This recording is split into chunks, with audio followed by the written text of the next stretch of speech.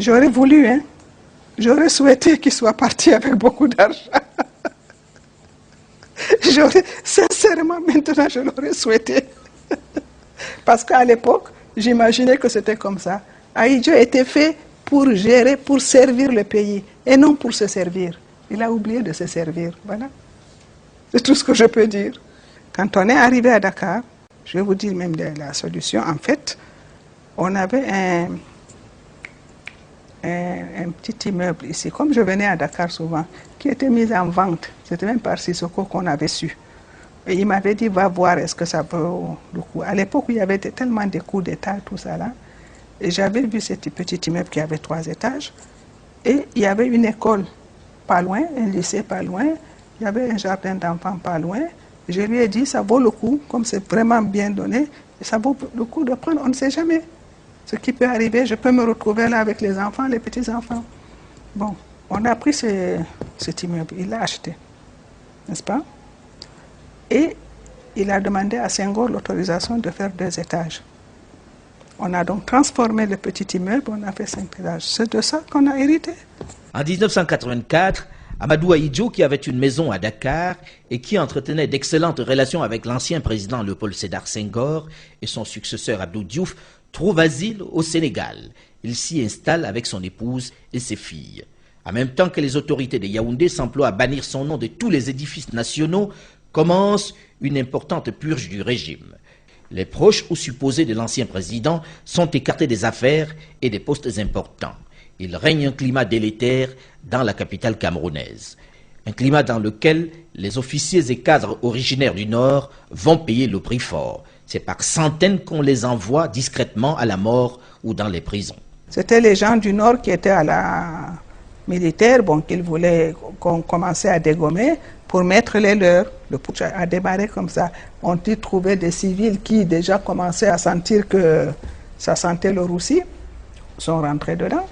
Au milieu de la décennie 80, l'ancien président Amadou Ahidjo s'installe définitivement au Sénégal.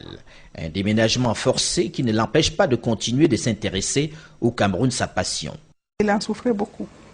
Et il souffrait beaucoup, pas de l'exil qu'il a eu, parce qu'il disait que ça, un homme politique, c'était un homme politique. Il pensait quand même pas qu'il serait exilé du Cameroun. Ahidjo avait dit, il a toujours pensé à un coup d'État, on le tue, où il est gardé là-bas, mais il ne pensait pas qu'on s'en prendrait à sa famille. Parce que sa famille, il l'a toujours tenu en dehors de la politique. Hein. Ça, tout le monde peut être témoin. Ahidjo n'a eu qu'une passion dans sa vie, le Cameroun. On s'est retrouvé à Dakar, bon,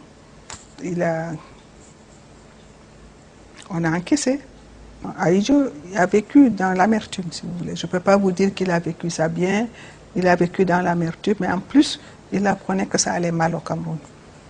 Que ça dégringolait, que le Cameroun était en train de... Je vous ai dit, il a entendu à RFI une fois, il a fait une crise de nerfs parce que le Cameroun était devenu un pays à plus haut risque que le Tchad, à l'époque, hein, et que le Cameroun était à genoux, que le Cameroun était devant la Banque mondiale, que le Cameroun était devant le FMI. C'est là, le jour-là, qu'il m'a fait sa crise de nerfs en me disant, mais comment ils ont fait? Le Cameroun pouvait vivre 10 ans sans problème avec ce que j'ai laissé parce que la crise existe depuis 1973 et on a fait en sorte pour que le Cameroun ne le sente pas. C'est ce qu'il a dit. Et c'est vrai que quand nous sommes partis du Cameroun, moi je ne sentais pas qu'il y avait la crise, que ceci, que cela. Il se mourait de savoir son pays. Il dit que tout un peuple allait souffrir parce que les gens n'ont pas su gérer. C'est ça qu'il m'a dit. Tout un pays allait souffrir parce que les gens n'ont pas su gérer.